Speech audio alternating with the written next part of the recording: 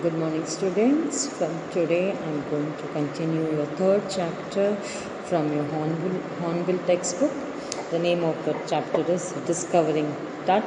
The Saga Continues, written by A.R. Williams. Discovering the Tut. This is the lesson about a ruler in ancient Egypt. Before reading the chapter, I am just going to give a general introduction of the lesson here. This chapter is written by A.R. Williams.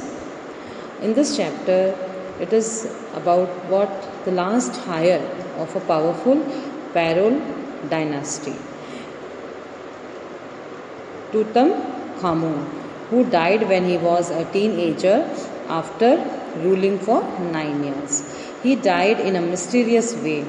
This chapter throws light over all the possible mysteries, the curse where his tomb lies, his life, and ultimately death.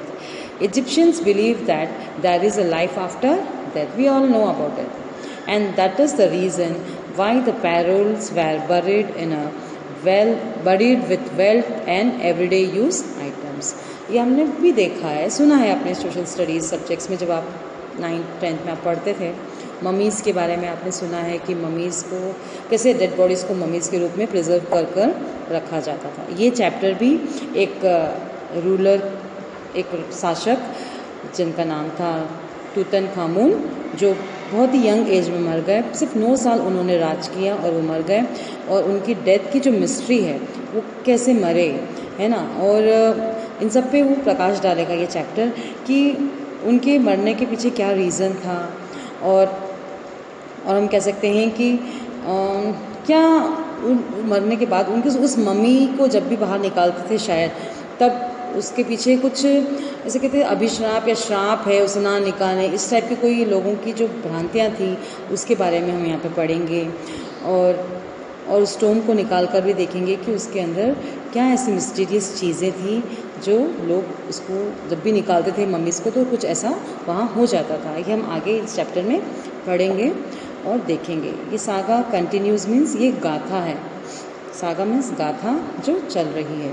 तो हम ये आगे ये chapter अभी just पढ़ेंगे और पूरा page wise या पैराग्राफ वाइज हम इसको एक्सप्लेन करेंगे, ठीक है। तो first paragraph, first I'm going to read for you the first paragraph. He was just a teenager when he died, the last heir of a powerful family that had ruled Egypt and its entire empire for centuries. He was laid to rest laden with gold and eventually forgotten. Since the discovery of his tomb in 1992, the modern world has speculated about what happened to him, with the murder being the most extreme possibilities. Now, leaving his tomb for the first time in almost 80 years, Tut had undergone a CT scan that offers new clues about his life and death, and provides precise data for an accurate forensic reconstructions of a boyish pharaoh. अब इस paragraph में कुछ difficult words हैं। Higher means inherited या successor, यानी एक के राजा कैसे होते हैं, पिता के बाद पुत्र उस राजगद्दी पे बैठता है, ऐसे ही यहाँ पे टूतनखामुन भी एक सक्सेसर थे, हायर थे। लैडन यानी loaded. Speculated form a theory without evidence. Tomb enclosure of a bury the dead, Tomé बनाते हैं मरने के बाद, एक कब्र बनाते हैं, मकबरा बनाते हैं। Forensic reconstructions, the process of recreating the face of an individual. यहाँ पर forensic reconstruction यानी वापस वो फेस, वापस जो व्यक्ति जैसा था उसे वैसा करने की कोशिश करेंगे। forensic investigation जैसा हमने सुना है, यहाँ पे उस फेस को ऑफ एन इंडिविजुअल वापस रिक्रिएट करने की कोशिश। फेरोल पहले ही बताया था, a ruler in a ancient Egypt, एक शासक प्राचीन इजिप्ट के। अब यहाँ पे एक एक्सप्लेनेशन वापस इस पैराग्राफ का। टूतनखामुन ऑल्सो नोन एज टट, उन्हें शॉर्ट में क्या कहा जाता था, उनका नाम टट कहा जाता था, इसलिए यहाँ पे चैप्टर का नाम भी है डिस्कवरिंग टट। द सागा कंटिन्यूस, ये गाथा चल रही है कि डिस्कवर करना है डेथ के मिस्ट्री के बारे में, उनकी डेथ, उनके लाइफ के बारे में और वो कर्स जो है उसके बारे में। इसलिए चैप्टर का नाम दिया है डिस्कवरिंग टट के अंदर। तो उन्हें क्या बोला जाता था? Tut. He was the last successor of his powerful parole dynasty. वो आखिरी शासक थे क्योंकि वो बहुत जल्दी मर गए। 9 साल उन्होंने राज्य किया और वो मर गए। उनके बाद शायद कोई भी दूसरा उनका वारिस नहीं था। Dynasty which ruled Egypt and its empire for centuries. He has laid on rest, heavily loaded with gold. वो मर गए थे तो उनके साथ क्या क्या उन्होंने डाला? उनके उसका मकबरे में, कब्र में बहुत सारे gold. His tomb was discovered in 1922. 1922 को वो जो टोम है उसको खोजा गया उस समय। Which made the world raise a question about that had happened to him and whether he had been murdered. अब 1922 को वो उनका जो टोम उनको मिला और फिर तब एक क्वेश्चन रेज हुआ वहाँ पर कि उनकी मृत्यु क्या कोई साजिश तो नहीं, कहीं वो मर्डर तो नहीं, कहीं वो आत्महत्या मर्डर तो कहीं वो नहीं है, किसी ने उन्हें मारा तो नहीं है। Which after almost 80 years his body was about to undergo CT scan. 80 years हो गए थे उनके मरे हुए। उसके बाद उन्हें CT स्कैन में उस बॉडी को वापस प्लेस किया गया। CT स्कैन आपको पता ही होगा, बॉडी स्कैनर होता है, एक डिवाइस होता है जिससे आप पूरी बॉडी का एग्जामिन हो जाता है रेडियोज वेव्स के द्वारा। which would give new informations and clues about his life and death. His face would be recreated with the help of a procedure called forensic reconstruction. उनका चेहरा वापस पुनर्निर्माण किया जाएगा फोरेंसिक हेल्प से, क्योंकि इतने साल हो चुके थे, और देखा जाएगा कि क्या उनके लाइफ और डेथ के पीछे क्या मिस्ट्री है। वो CT स्कैन में डालने के बाद कितने साल हो गए थे? 80 years हो गए थे। अब नेक्स्ट पैराग्राफ हम पढ़ते हैं। An angry wind strived up hostily dust devils as King Tut has taken from his resting place in the ancient Egyptian cemetery known as the Valley of Kings. Dark belled clouds had succeeded across the desert sky all day and now were veiling the stars in cascade grey. It was 6 p.m.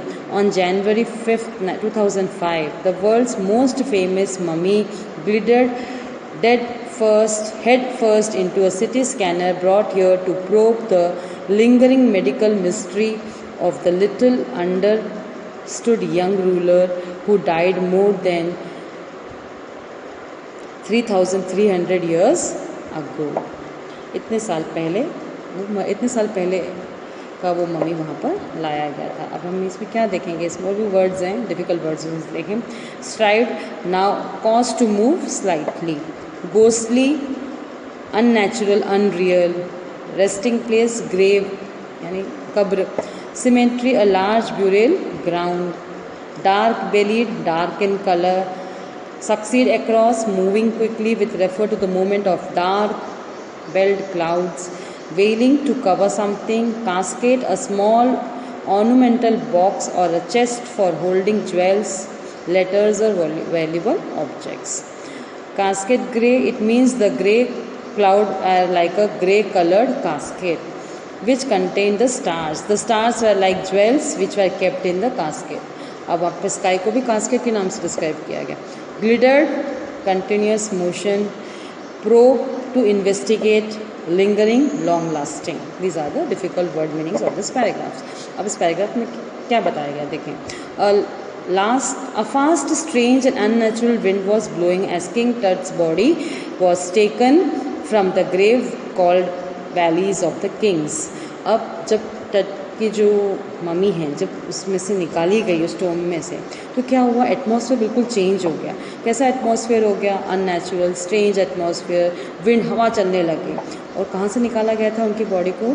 वो जगह जहाँ थी उसका नाम था valleys of the Kings, जहाँ उन mummy's को रखा जाता था। एन एंशंट इजिप्टियन सीमेंट्री वहाँ बना था। This location of the valley of the Kings is given in the image. जो इमेज यहाँ पे बताई गई है वो आप इस टेक्स्ट बुक पर देख सकते हैं। Dark clouds moved quickly across the desert all day long and later they covered the stars. पूरा दिन जब तक वहाँ पे वो खुदाई का काम चला उनका निकालने का, तो पूरे दिन वहाँ पे क्या रहा? डार्क क्लाउड्स रहे और फिर बाद में ऐसा शाम ढलते ढलते वहाँ पे स्टार्स भी आसमान में उस क्लाउड्स के ऊपर छा गए। On January 5, 2005 at 6 p.m. the Tut's mummy, which is the world's most famous mummy, was placed in the CT scanner to investigate the mystery behind his death, which had occurred more than 3,300 years ago. मृत्यु कब हो गई थी? शायद इतने सालों पहले, 3,300 साल पहले। उस दिन 5 जनवरी 2005 को उन्हें उस मम्मी को सिटी स्कैनर के अंदर डाला गया। मगर उस दिन जब उस सिटी मम्मी के अंदर से निकाला गया उस टोम सेमेट्री के अंदर से, तब एटमॉस्फेयर कैसे था? जैसे कि डार्क क्लाउड्स हो गए हों, है ना, और वो क्लाउड्स भी कैसे दिख रहे थे? कास्केट ग्रे जैसे दिख रहे थे। कास्केट क्या होता है? एक तरह का एक बॉक्स होता है जिसके अंदर बहुत कीमती चीज़ें रखी जाती है, और वो जो स्काई था उसको भी कैसे डिस्क्राइब किया ऑथर ने यहाँ पर? Casket grey means clouds were grey and the stars were like the jewels in the casket. तो यहाँ पर इस पैराग्राफ में ये डिस्क्राइब किया गया। आगे हम नेक्स्ट वीडियो में इसके बारे में और इस चैप्टर को एलॉबरेटली पढ़ेंगे। Thank you.